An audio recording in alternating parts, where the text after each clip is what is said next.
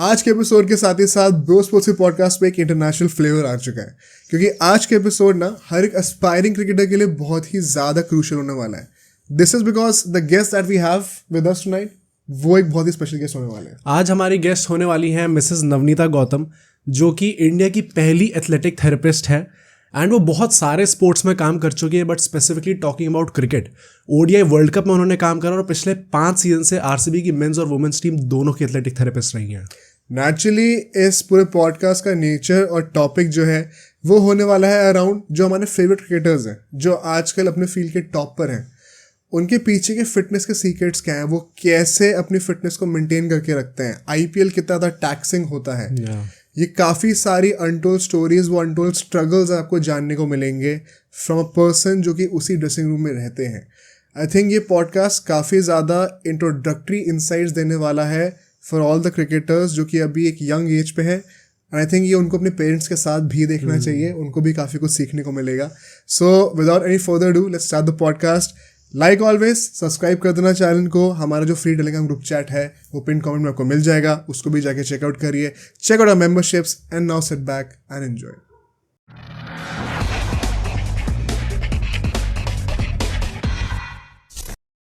The first question that we actually wanted to ask, I'm very curious having played the sport myself. What is the worst or the most interesting injury that you have treated just before a match day? What's that like? The most interesting injury would probably be any sort of little, like, it's not really an injury, it's just a little bit of a niggle that does come, whether it's golf or whether it's cricket. You know, there's a Hindi saying like nas chad jandi hai, right? And that too with just like wo wala scene, right? So for example, you're just during a practice, you're before the actual match, when we're talking about cricket, you're throwing the ball like on field to practice, and suddenly there's a catch on the mid back. And this also happens with golf too, where golf, you know, they're hitting shots mari jande, and suddenly they're like, yeah, mid back mein kuch ho gaya. So that for me, it's like an adrenaline rush, because number one, they have to get to the tee off when it comes to golf, and cricket, they need to be back and ready before the toss happens. So that is just hands on, a little bit of quick stuff that's going on, as well as some stretches and stuff just to keep them going, and medication if required, but which I'll definitely ask the medical team if that's okay. And just that, like, it's not really, I've never had like an interesting injury. It's just like little niggles that's on the spot. It looks like, oh my god, kya ho gaya? But once you process things in the moment, you know that, okay, you know, it's a little thing, and it's so important to make sure the athlete feel kuch nahi hua. You know, it's obviously because that is even a bigger issue than claiming that, okay, kuch hua. So it's just very important just to keep it easy, keep it cool, and be like, don't worry, you'll be fixed. So nothing. Sorry if that's a very boring answer, but quick little niggle that I've seen, and like little catches here and there, but it's just that quick little fix up, and they're absolutely good to go. I think I've seen this a lot of times in football when players are warming up and they suddenly get injured and then they're out for like 4-6 weeks. But I've seen this rarely in cricket. Sometimes it happens, but it happens very rarely. Yes. So in football, obviously the dynamics of the sport is completely different also. And, you know, there's just so much movement when we come to football. There's so many factors involved. There's the field involved, you know, and obviously in cricket, there is a check on the field as well. But the amount of running that happens in football, soccer, compared to cricket is really, really different. So cricket, definitely, these guys are very good. The girls and the guys are very good. They do the individualized warm-up as well as the group warm-up as well.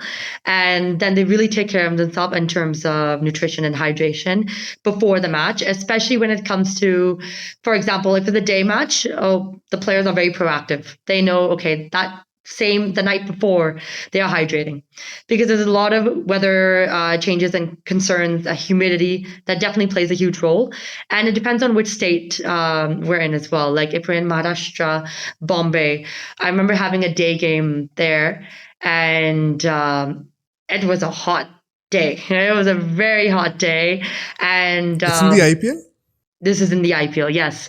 And the one thing I love doing is running around the boundaries. That's my thing. So I don't mind putting a towel on with drinks and tape on the side. I'm like, let's go, right? So I can see it was a very, very hot game. Like everyone was just getting dehydrated, and not just them, us as well as support staff, just sitting in that sun. So yeah, in terms of all that, it's so important to really take care of before and after the match, because that's how you will pull up the very next day. Yeah, so that's about it. I think you mentioned a very interesting word that touched a nerve within myself as well as a cricket fan. You said the word niggle. And this is something that we have heard so many times in the past 10 years when we get to know कि अच्छा अभी toss होने वाला है. Just 5 minutes before somebody was supposed to be in the playing 11 and all of a sudden they had a niggle and they could not play. What is the thing with that word exactly? Could you explain the technicalities behind it? So niggle is something that it's another form of, like a major to minor injury, just depending on the extent, how it happened, the mechanism of injury, the trauma behind it. But niggle for me is something that's a little bit, like a quick thing, a quick fix that, really needs to be done, especially from the perspective that I've seen from my experience. It could be different in someone else's perspective as well. But my thing, it's just quick things just to kind of keep going. And that's why niggle for me is just a very acute, small moment of time. And then they recover really quick the very next day. Okay, so the recovery is very quick in a niggle regularly. Yes, but it's also it's just a little bit of a fancy name. So it's like a slang name. So it just depends on the extent, like the mechanism, injury, and trauma ideally involved. But I call it's just like a little bit of, like a little bit of trauma that's happened, a stiffness that happened, something is more tighter than usual, and a little bit of work on it's absolutely okay. Actually, what I was wondering when we were talking off stage as well about how hectic an IPL season could be. You have worked with both the teams, the men's team and the women's team for the RCB. I was actually wondering, especially the men's team, because they have more number of games in a span of 2 months. Like 14 games plus hopefully, 2 qualifiers and a final. 17 games in total. It gives you, as I was saying off stage as well, an India tour of sorts. And it is so hectic because I see you're playing at least 2 matches every week. Plus, you have to travel to different venues, so the travel time is also added on, which people mostly forget. How hectic or what sort of toil does an IPL season take on an athlete's life who are playing in the IPL? Just get me an idea of that. Definitely, the travel days are pretty intense, just depending on what time of day we travel. And obviously, we also need to understand that how many days we have before the next match. For example, if there's 5 days, we know we have that leeway that, we can see this person, if there's 5 days, we know that we can travel a little bit later. We can have that day at home to rest if we do have a match at home. Or if there's a match at the very, the second day, we know that we have to leave right away in order to get a little bit of practice in for those that are want that ability to check the conditions before they actually play. So definitely that also, travel plays a huge role. And our job, I think, my job, especially from my experience, my job is to be very, very proactive. I make sure from in terms of after a game, I'm like, okay, who really, really needs me? What's my, players that I really need to see, which bowler bowled the most, which person batted the most. And then I'll work with the other medical team staff and the S&C and be like, what is his RP, which is rate of perceived exertion. So how much exertion did he do, right, out of 10? And that also gives me a little bit like an objective measure, just to be like, okay, this person really, really went at it. Maybe it doesn't have to be when they're batting and bowling, or maybe on field. Maybe the humidity, the conditions, there's a lot of other factors involved. Then we would mention some sort of recovery method right then and there, which is ice bath, stretching, all that kind of stuff, massage or of some sort, just to keep them going. But it really just depends on the rest, when is the next match coming up and how do they feel post-match. So it's kind of like on the spot, and just how they feel, and then we'll just make a call according to that. And otherwise the athletes are pretty good. They know taking naps in between is very important, and nothing beats sleep. I think sleep is the best form of recovery. as me too. I think if I don't get enough sleep, I know I find ways to take naps on the bus before practice or on the plane, and that just helps me for the next day because right away when we get to the hotel in the next state, I might be working. So I just want to make sure from my end I'm also relaxed and good. And it doesn't Do help. you get cranky when you don't get enough sleep? I'm pretty good actually. I've always been very enthusiastic. I think everyone knows me as like this friendly, very very friendly, hyperactive young lady. But it doesn't help that I was finishing my last semester of my master's from AT Still Arizona State University this IPL. So I was kind of like going crazy trying to finish that up and doing thesis and making my colleagues from the medical team lie down so I can shoot their exercise and stuff. I'm like, I need to send this to my module. So that was a very crazy semester, but I managed to pull it off. See, the thing with IPL is I think a lot of people in India take it at just as entertainment. But players are under a lot of pressure during that season because like it is a gateway for you to enter the Indian team also. If you perform well in the IPL, there's a very good chance that you'll play for India. So naturally, a lot of pressure comes with it. So when players are injured, and I'm saying this because there are a lot of reports that come out during during the IPL season that players are injured, but they are still trying to play. Obviously, you don't have to take names or anything like that, but like naturally, even if I imagine myself in that situation, I would say, "Ki yaar, if I'm injured, I have a shot at playing in the Indian team, might as well just carry on with it." So, like, do you have to sometimes convince players that you have to take rest? I think now the trend is actually changing. I think the players themselves are smart and they understand that this Yejo injury will get worse. You understand what I'm saying, right? I think they've had the experience of been there, done that, when it comes to their domestic season. And I think they've tried to go along with that. And I think finally there's a realization that if they're injured, then they do come up to us freely, and as a medical team, our job is to, again, just take it as a pinch of salt and be like, you know what, let's assess the conditions. Let's work together as a team. Let's pull in other sports medicine professionals and just to help us out into whatever we can do to better this athlete. And overall, it's as long as we're doing everything it takes to make sure we're connecting their rehab plan with the sport, they're already in a good phase of mind. So, for example, for golf or with the cricketer, like even with a moderate to severe injury, if we tell them not to bowl or not to bat, they will bowl and bat. Whether it's in the air, like just gestures across the mirror, they will be like that. So I think just having that rapport, be like, don't worry, you can still do it, and connecting whatever it is to the sport, they're in a safe environment, and I think we've created that a lot. And so I think they're more smart about it now, I feel, and which is a very good thing. It's sooner than later. I think you get back quicker too, rather than hiding it, and things go worse and worse. Maybe perhaps it is because there's a lot of information available now and players are very well versed with their own body and what they need exactly, right? Exactly, that too, 100%. I think you mentioned a very important word also when we were talking about the injured players, the mental space. I actually, while researching for this episode, I also found out how you were advocating for mental health as well.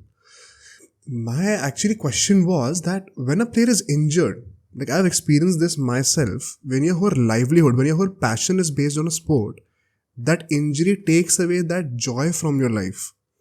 And that is everything that means to you.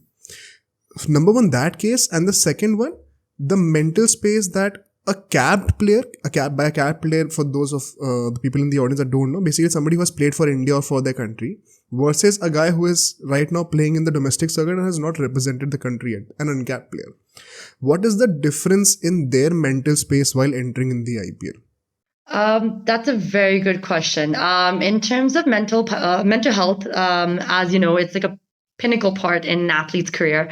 And like I said, I think cricket being a team sport really helps. I understand that cricket mein jo hai, it's a rat race. There's so much competition, and it is about reaching the top, but the more importantly is how to stay at the top.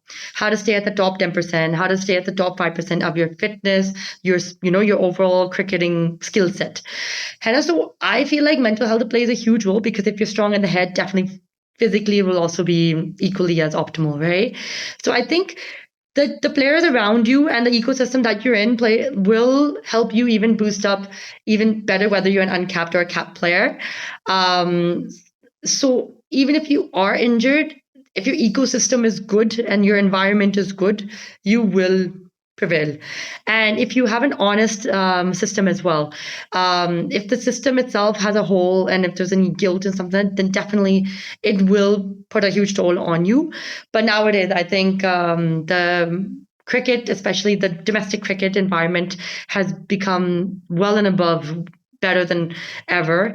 And I think it's been amazing. And I think injury just, and then the quality of physiotherapists and athletic therapists, me being the only one, but even the S&C has really shot up too.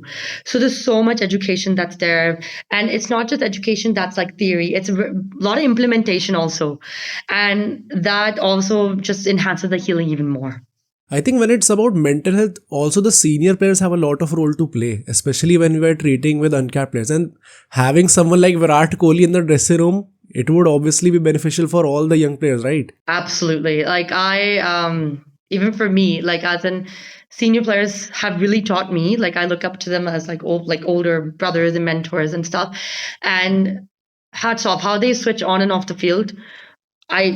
Till this day, I wish I can learn better, because it'll help me as an athletic therapist also, switching on and off from the clinic and golf events as well. But all 360 of stuff, what they're doing is amazing. Have you ever had to calm down an uncapped player? Because I think that maybe the capped players have more sense of security about their career, that they are playing for India, regardless even if they're not performing, they will get a chance. But uncapped players who are yet to make it to that level, they have that sense of insecurity in themselves, right? Ki, I have not reached that level right now. So have you ever had to calm down them? I've never really had a moment that I had to actually calm down a player, but indirectly, in terms of if a player is there, I would genuinely tell them that just do your best, honestly, at the end of the day. And it's not a particular player or any sort of occasion. It's just like a general morning kind of thing. I would see them and just a general thing, be like, hey, you're doing an amazing job. Just keep it up. Because obviously in cricket, it's like a playing 11, right? It's like 11. And there's so much competition for that one spot. And hats off to those that make it and stay at the playing 11. And that's incredible. But it's that even if they do get dropped, I think my duty is to stay consistent with my mood and emotions. And that really helps as well. Vibes play a huge role. So players will only vibe with you if you have good vibes in you. So the most that I can do as a support staff, as a therapist, is to stay positive. I don't think that's an issue with you. You have a really positive and a cheerful vibe that I can already see. Thank you. That's not going to be an issue. Actually, I wanted to talk about, given the fact that the IPL is so hectic, and we have seen this countless many times, that an ICC World Cup is around the corner because of the 3 formats. The nature of the sport is such that every year there is an ICC event that is happening, right? Now, given that there are so many matches packed in such a tight schedule, of course, the risk of being injured is very high, which is why the role of guys like yourself is very immense in a team, is very essential in the team. I wanted to ask you, like, for example, take this year. We had the IPL in 26th of May, and then in the next 5 days, we had the T20 World Cup starting, which we happened to win as well. In these cases, or particularly in these years, when a player knows that a World Cup is around the corner, are they more, I would say, protective of their body perhaps, or do they have any change in the schedule that you give them perhaps?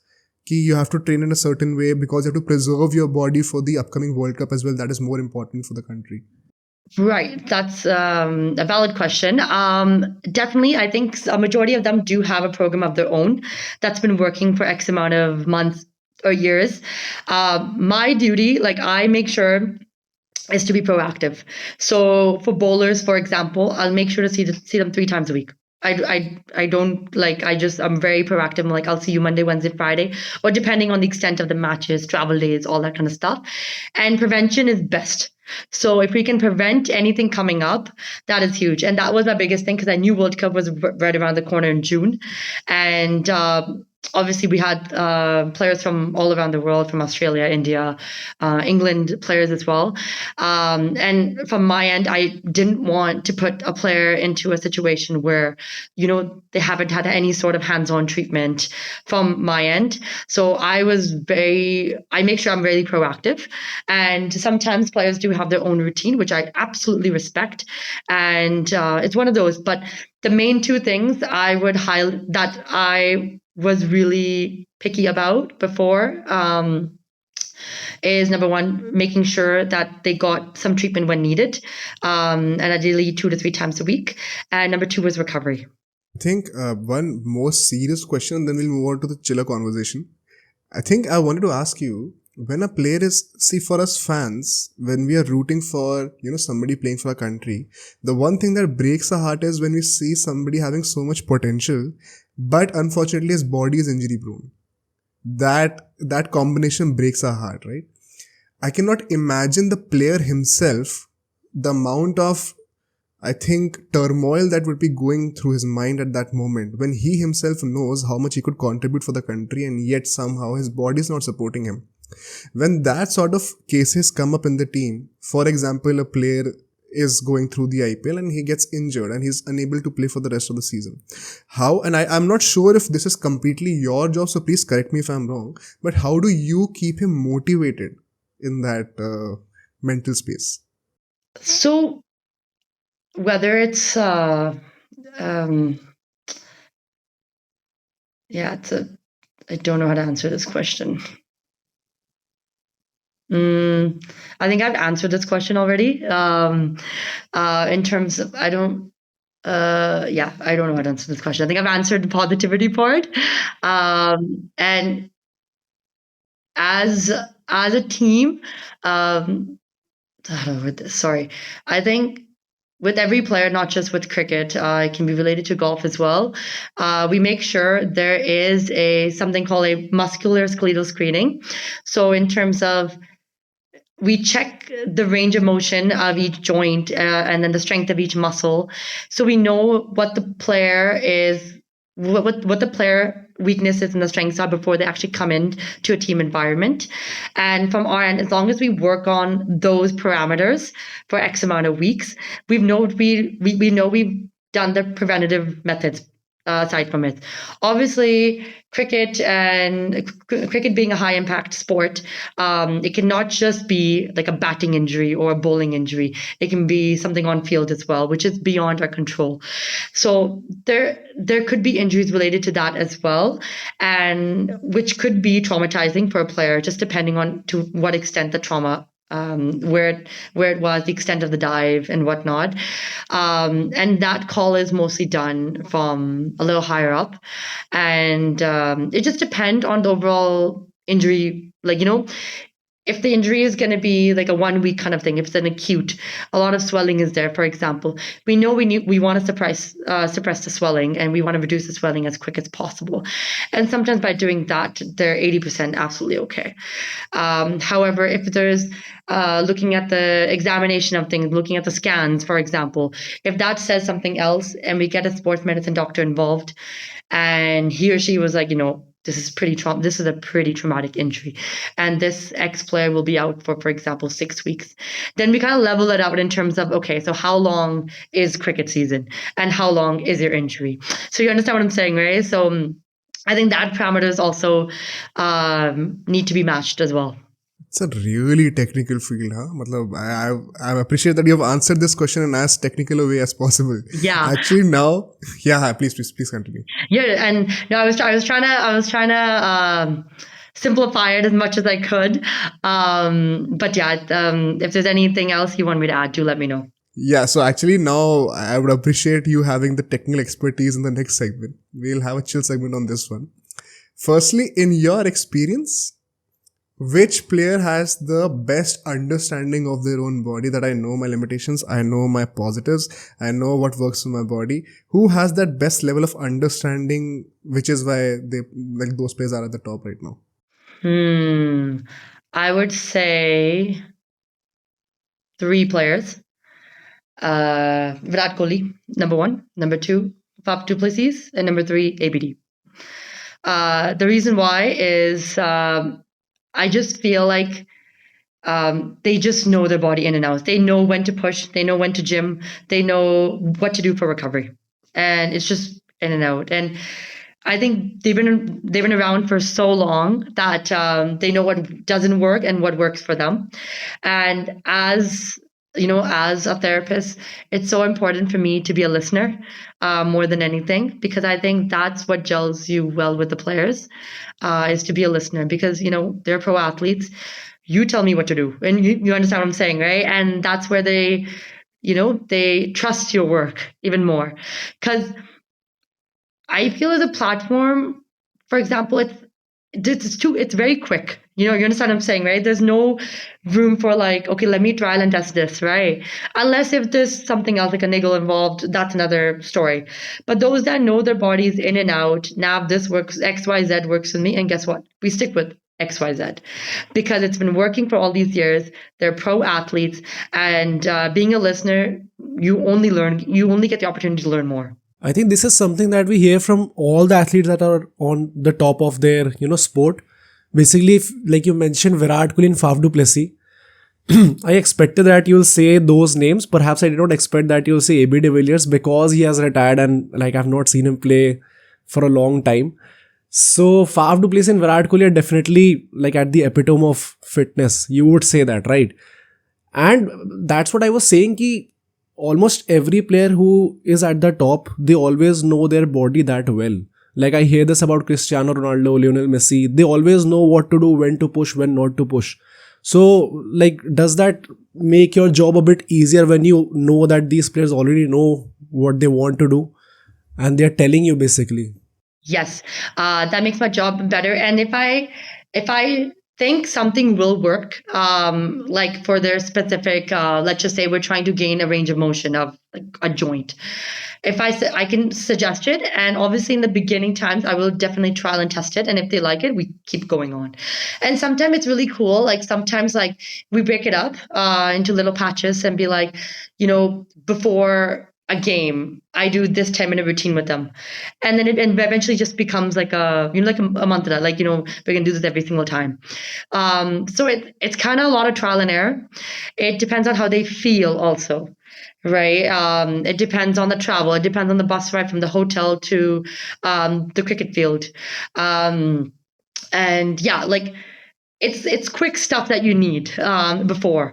And also like when, for example, if we're batting first and the players come in for that 10-15 minute little window before they have to go out on the field, then it's like that, okay, I've been working with this player for like 5 minutes of just quickly doing soft tissue work or a little bit of stretching and stuff, and that's all we need, and we just keep that going on. And then you eventually know that like, okay, I need to be at the table at this time, like next to the treatment table, because I know X amount of players are coming in. And again, just being proactive, just getting to know people more and more. And yeah, so that's about it. I think I'll actually, like, this is the question that I wanted to ask you the most, that I'm going to ask you right now. See, personally, for the sake of the conversation and to dumb it down to or simplify to a level that the audience also understands it, there are umpteen number of factors that decide how athletic or how fit you are, right? I'll take 3 factors into account, and then we can have a discussion on how do you treat those 3 body types essentially, right? And we'll take examples to help people also understand them better. So what I've come to know is there are some athletes that take up the sport of cricket who are, number one, naturally gifted also, in the sense that there is no athlete that is just naturally gifted. Of course, they have to put in the effort also, but there are some athletes that have that at least. Some athletes don't. So for example, a guy like Lionel Messi or like AB de Villiers, right, who seem to have a body that is very gifted in the sense that they move in a way that supports the sport that they are playing. Of course, they do the hard work also. Then the second type of guy, like Cristiano Ronaldo, like Virat Kohli, that people say that perhaps Virat Kohli himself say that I was a chubby kid, right? And then I had to transform myself, and now he's this fitness icon of the country that appreciates and perhaps is being idolized by all the kids in the country. The third type of guy, for example, Chris Gayle, a guy who is very muscular, may not be very athletic, but he does not need to be because he is just so strong that he could hit every ball out of the park. These three body types where somebody is very athletic naturally, someone has done it through a lot of hard work, he was not naturally athletic, and the third one who is very muscular does not need to be athletic. How do you manage to treat these three type of bodies differently in the same setup? I think it's like those that are naturally gifted as well. But from my experience, I don't really treat them too much because they recover quicker. They recover quicker. They know what really works for them. So I'm just ABD is one of them, but just kind of naming just memorizing a couple of other players that I feel were more naturally gifted. One thing I will add. What you just said that they recover quicker, is that also a marker for you to understand that perhaps this guy is naturally gifted also? No, that's not one of the markers. It's just you get to finally know them. And there are people that are naturally gifted that I do see them more often. But I feel like they recover a bit quicker. It's not a trend for everyone. It's just majority that I've seen. So I will kind of, for example, I won't be proactive. I won't go to them and ask them. I think they themselves will be like, Nav, hey, XYZ muscle is tight. Can you please release it? So, you understand what I'm saying? And that parameters. Those that are, that really, really worked hard, in that field of strength training just to get where they're at. They themselves, I will mention it, and we kind of will have a little bit of more hands-on work and soft tissue work that's needed, just because, when you do gain muscle after a strength session or post cricket, obviously the muscle becomes sore. So you also want that recovery to happen naturally as well. You give them a couple of hours, let them sleep it through. And there is going to be some spots that they can't get into, which is finally our job that we come into play and be like, hey, you know what? Why don't we see you more often? And it doesn't have to be for long. It's just a little bit of things that they'll be concentrated to some areas as well. Those that are muscular, the last one that you spoke about as well, that is a hit or miss, kind of a mix of both. Right? I think it's a hard one to stay also, but sometimes, for example, for golf, if you do too much soft tissue release, even with a cricketer as well, if you do too much hands-on release, sometimes you're too mobile. You understand what I'm saying, right? What is a soft tissue release exactly? Could you explain that? So it's a form, so there's soft tissue is more treatment wise. It's like a massage, but you're actually doing trigger points. You're releasing specific spots of the muscle. So understanding where the muscle starts and ends is very, very important for that. So I do a lot of hands-on muscular release, soft tissue release. So there's a fine line between doing too much and then doing too little. So post a gym session, I don't do too much because I want the muscle to grow. You understand what I'm saying, right? There's no point in doing hands-on and treatment because you're suppressing what you've gained. Does that kind of make sense? But for example, after a match, when things are very sore, you let them sleep off, have your recovery because that's the natural form of recovery. Do your ice bath after a match because it's readily available in every stadium. And the next morning you kind of see, how are you feeling? Tell me how you're feeling. What are the spots? Because it could be just everything in the beginning, after a match, you'd be like, oh my God, right? But then you give it downtime to sleep and it might just be 50% of the spots. And then before a match, we can't do too much that we get them too mobile. Does that kind of make sense? For example, what I've learned after working with top golfers also is if we do a lot of soft tissue release, for example, in the forearms, they don't want to be too mobile that they miss, that they don't swing appropriately. They're not able to grip their golf club optimally. So I've learned how to do a quick little, soft release, soft massage, kind of just to get it warmed up kind of thing. So quick stuff like that. So it really just depends on the extent of the game and like external factors, environmental factors as well, and how the body feels pre and post. Yeah, I just wanted to ask one thing. This question just popped in my head right now. When you mentioned that, of course, you should not be too stiff to play a sport like cricket, but also not too mobile. That's a very interesting observation. And so naturally, I had a question that would you recommend yoga for cricketers? Because that helps in flexibility as well. Yes. Yeah, so our body is honestly perfect in such a way that it might get a little bit too technical, but every joint of our body follows like mobility, stability, mobility, stability. For example, our mid back has to be mobile because we have to turn. But our lower back has to be stable because if it's mobile, then we'll have more disc issues, nerve issues, and all that kind of stuff. So our body is so perfect that the neck, cervical spine needs to be stable, the mid back needs to be mobile, the lower back needs to be stable. And that keeps going on to every joint of our body just by layer. And in our body, not just for an athlete, but for our normal human beings like me and you, we need to have a good mix of mobility and stability. So there's no harm in doing yoga, but there needs to be a limit. Like once a week is absolutely fine, twice a week is absolutely fine. But at the same time, you need to maintain your strength session also in the gym. There's markers also, like remember that screening that I spoke about, the musculoskeletal screening that we do. So we try to find like a gold standard, and for example, for like mid back rotation, where like it needs to be X amount of degrees, and this person is just short of, for example, 10 degrees, then we will give them a lot of mobility drills for the mid back just to make sure they hit gold standard. Does that kind of make sense?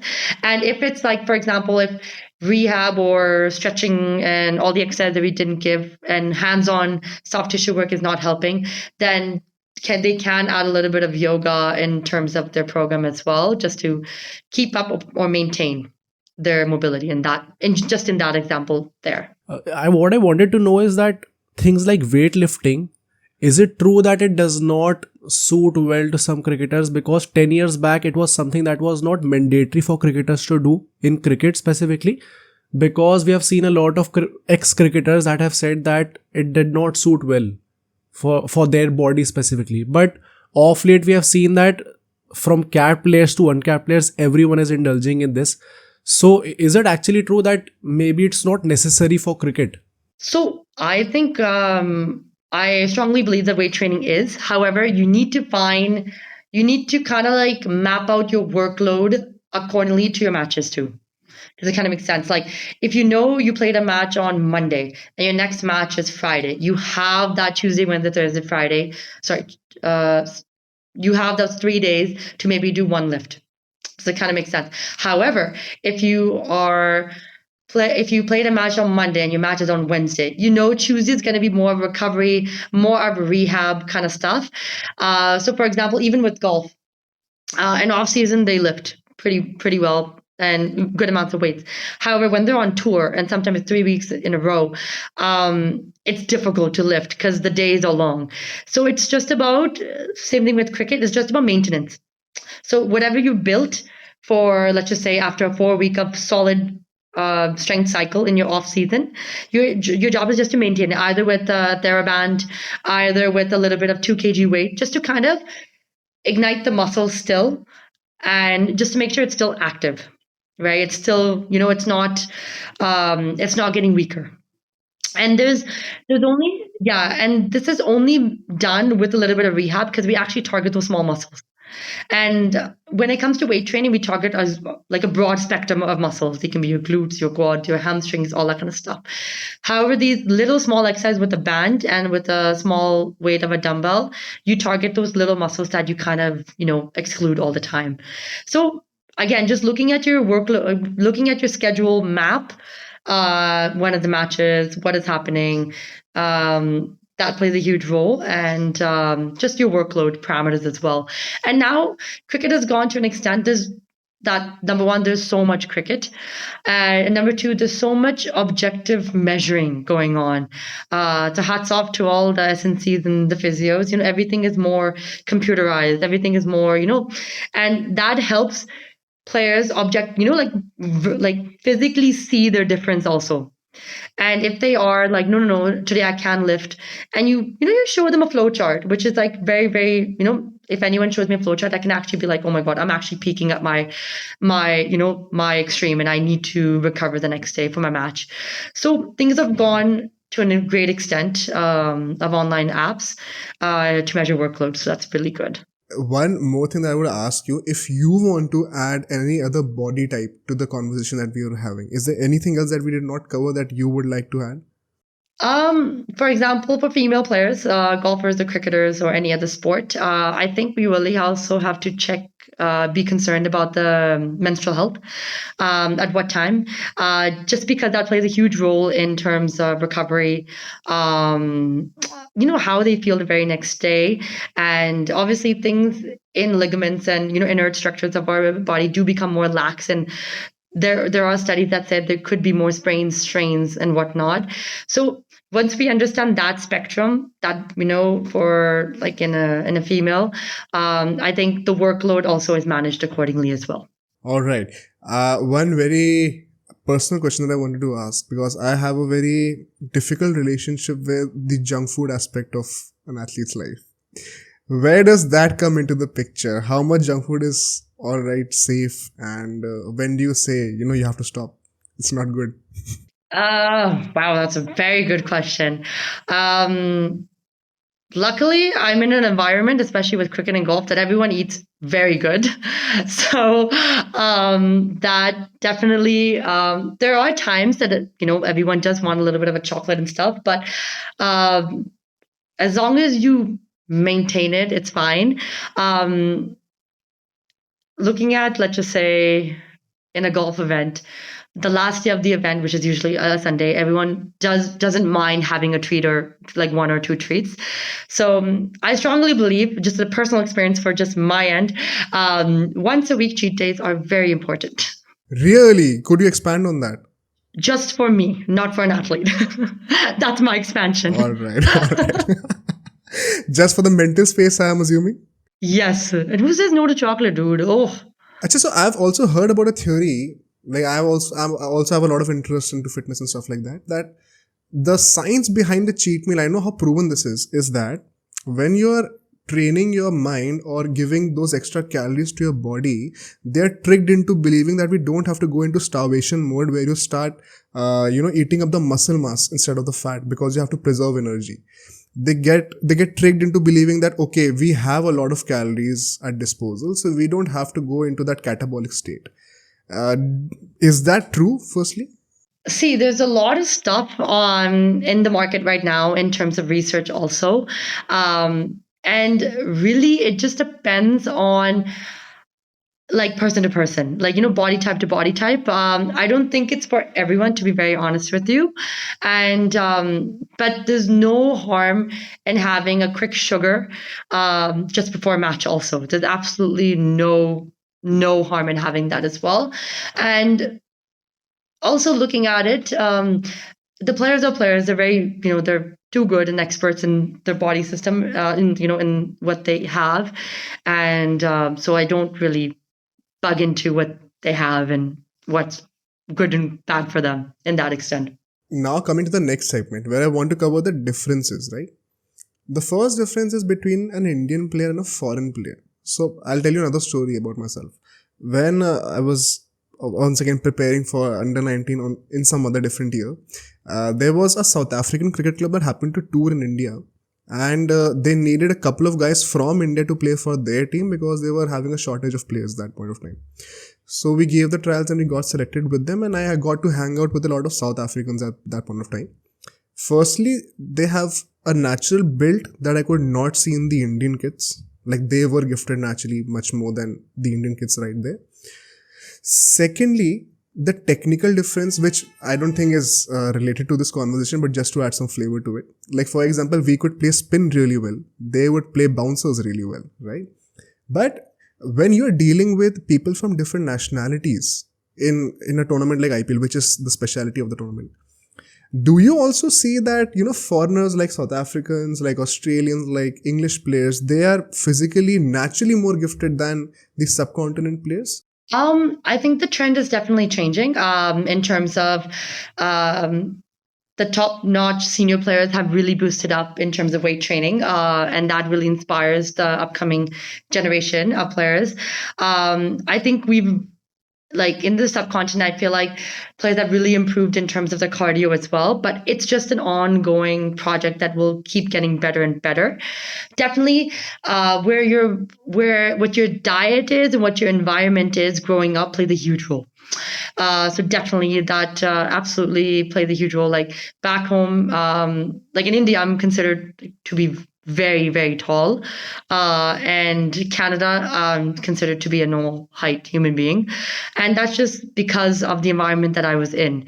The environment, the diet, the overall ecosystem that I'm in. So there again, I was taking more public transport, walking to school, little stuff like that, just to improve on my endurance. And that could be one of the things also why the non-subcontinent players could be a little bit more in terms of endurance quality.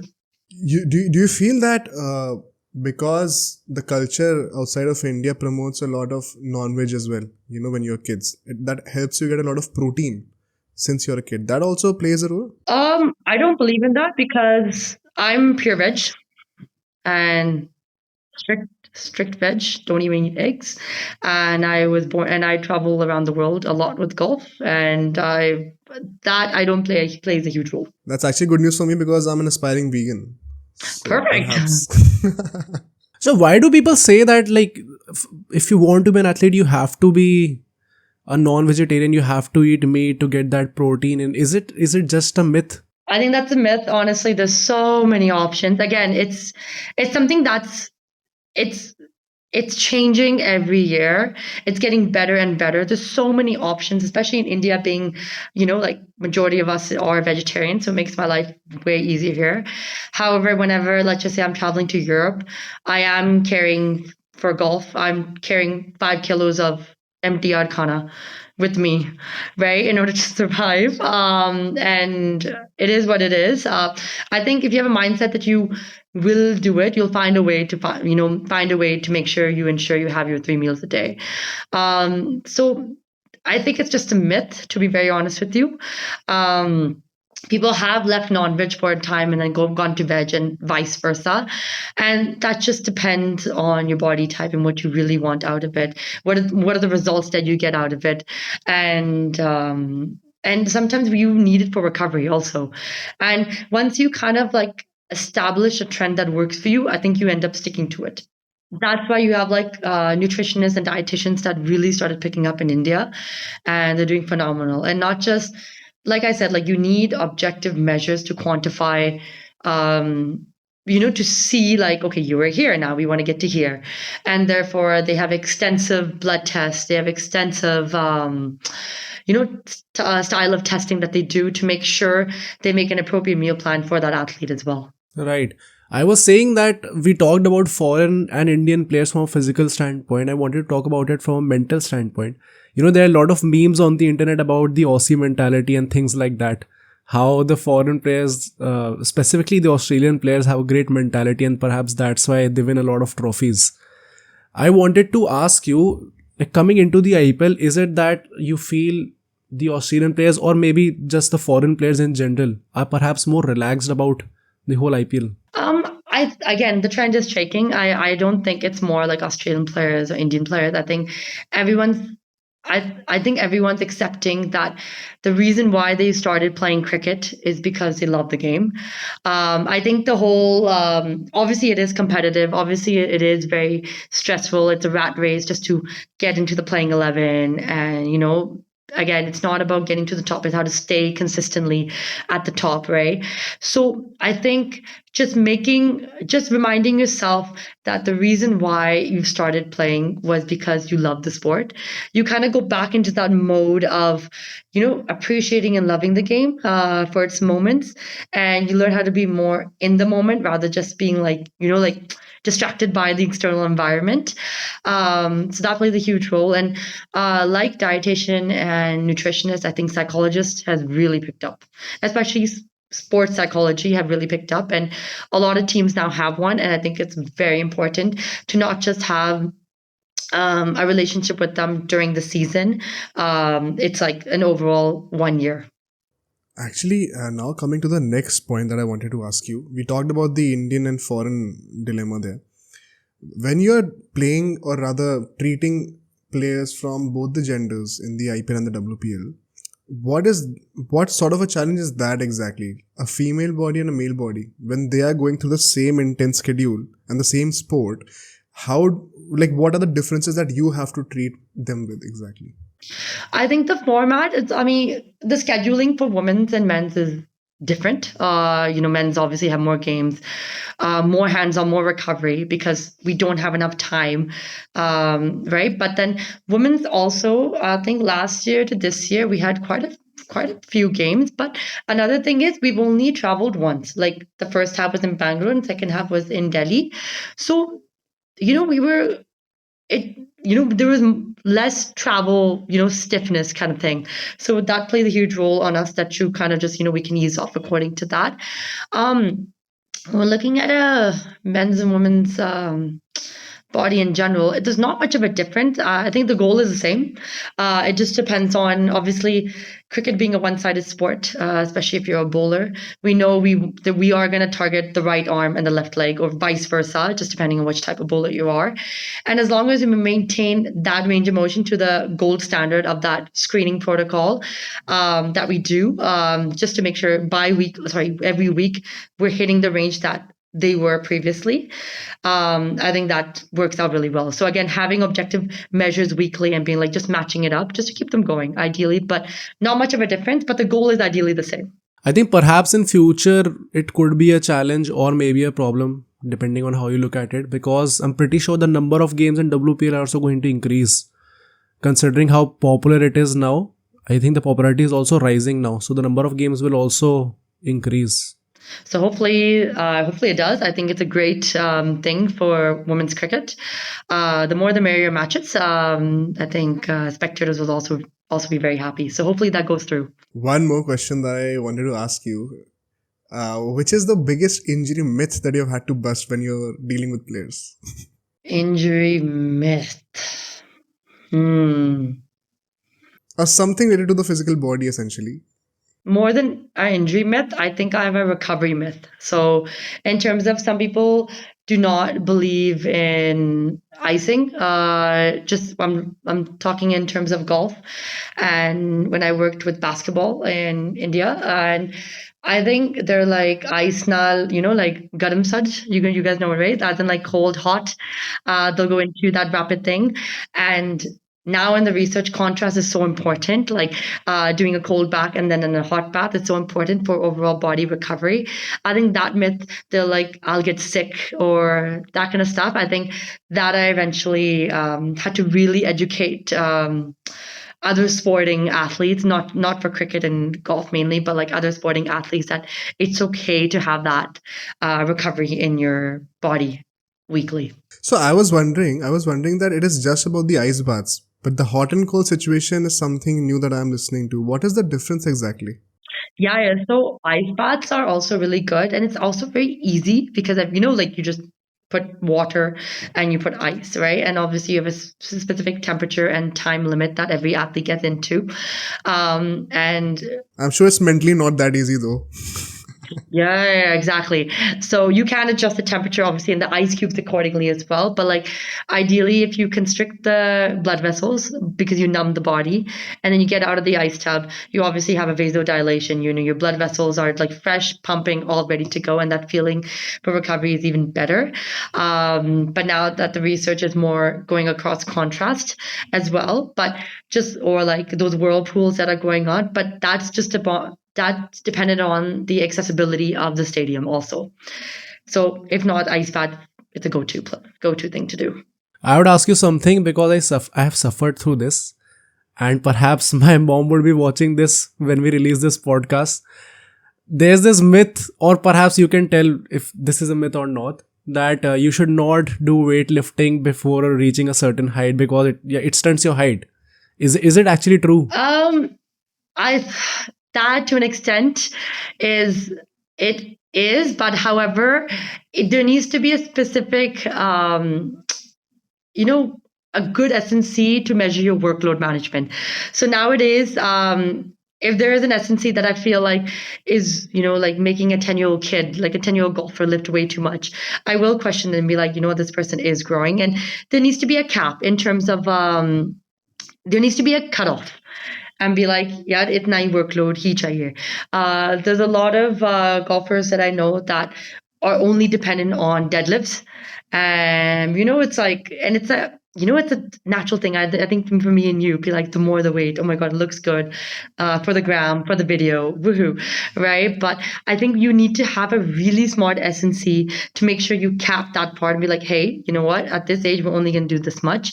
And that age, I think also, it's so important to just have fun. I think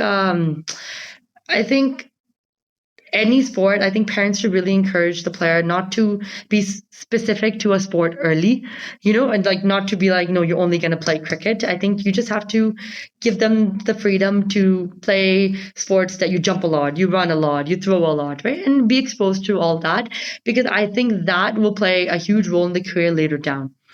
Instead of just being really focused on your sport and weight training itself. And more than that, I think looking at having a one-sided sport also, that the right side shoulders will droop. And as a kid, it'll look even more obvious, right? So I think finding an S&C or even like a physio who's mixed with S&C is so important that they make sure they do a lot of correctional work at a young age. Because that's something that could limit them later on in the future also, because they are weight training. Like, you play cricket you're a bowler. You'll only bowl with your right hand, right? You'll only land with your left foot, right? So if you keep doing the same weight training, you're just doing the exact thing left and right equally. Does it kind of make sense? So doing correctional work, doing things that maintain your left ankle range of motion, because your left ankle has to hit the floor, has to absorb the ground reaction force, or right shoulder external rotation range of motion, because your right arm is bowling, your right arm is throwing comparative to your left. So little things like this. It doesn't have to be like weight training, but a little correctional work, a little rehab in between. But that's just to find a good S&C and physio related to that. That's actually a really interesting discussion point, because I was wondering about myself. So I'm a right-handed guy. And because I'm a right-handed guy, I have to hold the bat on my left hand. And so because I've been doing that since my childhood, my left forearm is much stronger, or rather the definition of the muscles is much nicer on the left forearm as compared to the right forearm.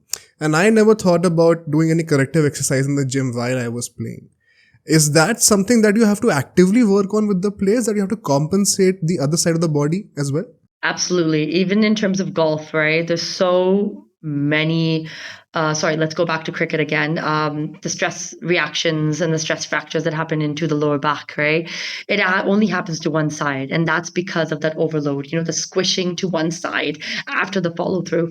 And if we had something on the left side, have something in terms of, like stronger oblique muscles, stronger core muscles, a stronger left glute to absorb the stability and the ground, because when we land, there's a force coming from the ground also, right? So we land, force goes down, but the force also goes up also. So we got to make sure we absorb that as well. And with the momentum that you're in as well. So it definitely plays a huge role. And that all comes from a musculoskeletal screening, and just to look at the underlying issues that potentially could develop after X amount of cricket or X amount of golf. Golf is also a one-sided sport that you keep hitting, and eventually you start having a little pinch on the left side as well because of the follow-through phase. And but that again is an MSK screening that needs to be done. And sometimes, depending on the environment that you're in as a player, if I was a player, it's hard to tell, for example, a coach being like, hey, I don't want to bowl 7 overs today, or golfer to tell a golf coach, like, I don't want to hit 100 balls today. But sometimes you have to do it. It's so contradicting to the first thought I get as a player, because when you're a kid and you join a new academy, just to put out the impression for the other guys and to the coach as well. You do stuff like reporting very early, an hour before the practice actually begins. And then some kids also pretend like they're running and they're doing a lot of practice just to show that how dedicated they are. And actually what it is doing is, the more you practice, of course it is crafting your skill to another level, but it is also creating imbalances in your body that you have to work for as well, that you may not be looking at. I think this podcast, to sum this up, it has served as a great introductory insight into decoding the fitness of these top athletes that we all admire. So firstly, thank you so much for that. I would have loved to get into more details, into more technicalities. That is something that I'm a nerd about. So, but perhaps we'll save that for another podcast if the audience wants to get more details about the same. Thank you. We'll see you very soon. Thank you so much. I hope ये podcast आप सबको बहुत अच्छा लगा होगा, and जो myths है fitness के बारे में वो सब क्लियर हो गए होंगे आपके. Personally if you ask me कि मेरा फेवरेट पार्ट क्या था पॉडकास्ट का, तो पहली बात तो जो हमने Virat Kohli, AB de Villiers और क्रिस गेल, उन तीनों के बॉडी टाइप्स का कंपैरिजन करा, एंड स्पेसिफिकली जो मैंने पर्सनल रिलेटेड क्वेश्चंस पूछे थे जो कि मुझे अपने पेरेंट्स को भी दिखाने थे, मुझे उसमें बहुत मजा आया. मेरे लिए पर्सनली सबसे जो बढ़िया इंसाइट थी as a player myself, वो ये था जब नवनीता जी बताती हैं कि हम लोग कैसे जब प्रैक्टिस कर रहे होते हैं, हमारी one side of the body बहुत स्ट्रांग हो जाती है एंड दूसरी साइड ऑफ द बॉडी को हमें कॉम्पनसेट करने के लिए एक्सरसाइज करना कितना ज़रूरी है, वरना that could lead to injuries. वो एक बहुत ही इंक्रेडिबल इंसाइट थी जो कि मुझे लगता है सारी बडिंग क्रिकेटर्स को बहुत सीखने को मिला होगा उससे. आई एम श्योर आपका भी कोई ना कोई फेवरेट सेगमेंट ज़रूर होगा. Please let us know in the comments, and आपसे बहुत जल्द मिलते हैं नेक्स्ट पॉडकास्ट के अंदर.